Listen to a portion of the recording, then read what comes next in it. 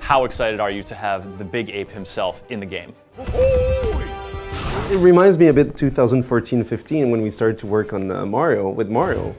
And we still have this huge passion for this other character as well.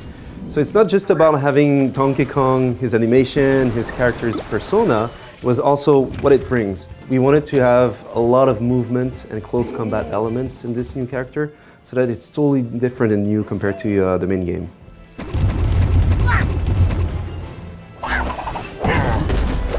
For example, the grab and throw, which is grabbing anything. So it could be enemies, covers. And with this, you can throw it anywhere.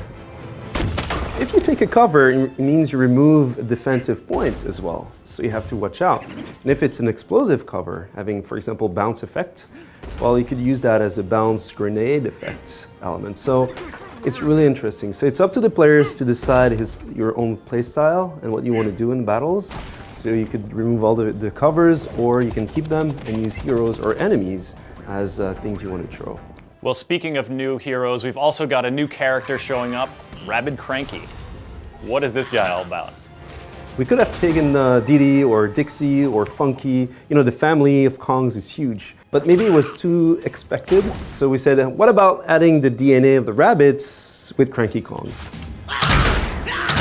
So we have this little guy that is really grumpy, that's for sure, unstable, very strong in combat. Rabbid Cranky has a cane, and we have multiple versions of this cane with different effects and damage. So it's all about contrasts and the way he plays as well with Donkey Kong in fight. Yeah, there's a cool little team-up move that they can do. Yeah. You team jump on the back of Donkey Kong, so you shoot mid-air at the enemies, and then Donkey Kong grabs you and throws you, and it's considered as a team jump. And then sometime if you use Rabbid Peach healing techniques, well, it's going to be very interesting to see how we can really advance like a war machine with those guys.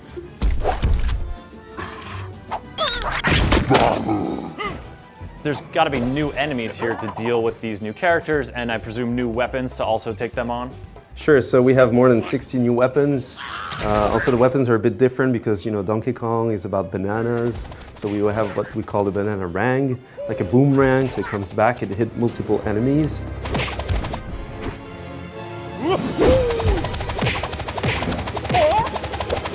But we also have his hands acting as a pounding weapon, so he can hit multiple enemies around him. But also in terms of what you said, enemies.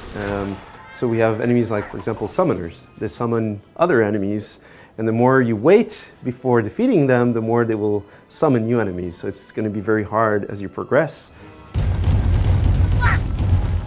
Now, where in relation to the main game of Mario plus Rabbids Kingdom Battle does Donkey Kong Adventure take place?